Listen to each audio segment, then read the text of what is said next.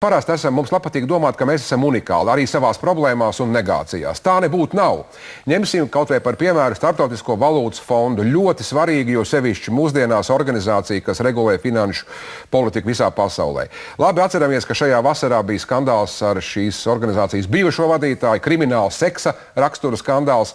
Nu pat ir iecelta jauna Kristīna Legāra, francūziet, ļoti eleganta kundze, bijusī Francijas finanšu ministra. Viss varētu būt kārtībā. Nekā šodien Francijā pret šo kundzi ir ierosināt krimināllietu par finansu mahinācijām un tam līdzīgām lietām. Nu, ļoti liela līdzība ir ar to, kas notiek pie mums Latvijā augstākās politiskās aprindās. Tad kas šoreiz varētu apdraudēt kārtējo Starptautiskā valūtas fonda vadītāju? Turpina Āris Jansons.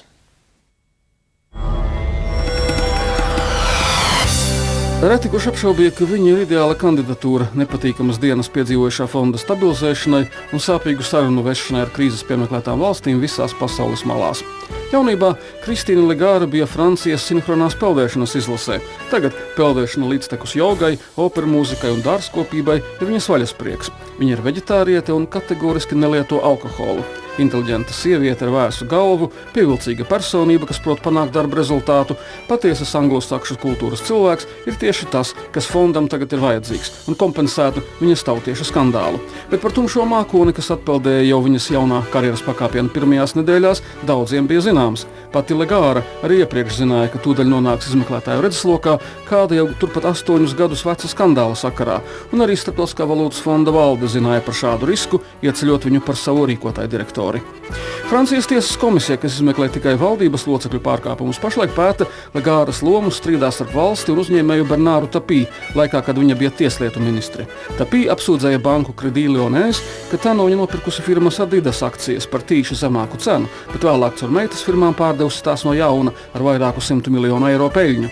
Legāra izmantoja savu stāvokli un iejaucās ieilgušajā tiesvedībā, uzstājot, lai Tapī lietu izskata nevis krimināla tiesa, bet arbitrāžas tiesa, kas beigās izlēma par 285 miljonu eiro kompensāciju cietušajiem. Faktiski Tapī lietu nedrīkstēja nodot privātai arbitrāžas iestādei, kaut vai tāpēc, ka tajā iesaistītā banka ir valsts banka.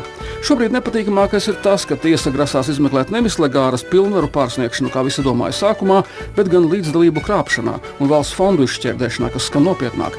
Par pārsniegtām pilnvarām viņai draudētu līdz 5 gadiem cietumā, bet līdzdalība krāpšanā paredz 10 gadus cietumā un 150 000 eiro naudas sodu.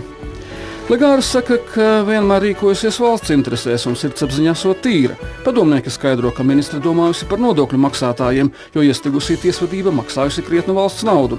Jebkurā gadījumā izmeklēšana var prasīt daudzus mēnešus. Tiesvedība var ilgt pat iespējams kādu gadu vai 2, bet nevainības prezumpciju neviens nav atcēlis. Pastāv iespēja, ka Kristīna Legāra spēs nokalpot savu 5 gadu termiņu līdz beigām. Kamēr Francijas politisko spēli viņa uzskatījusi par garlaicīgu, Vašingtonā viņa tomēr izjūt tieši Francijas afēras pēcgrūdienus, bet, ja viņai paveiksies ar tiesas lietām, pēc karjeras Amerikā būs pat iespējams pieteikties uz Francijas prezidenta amatu 2017. gadā.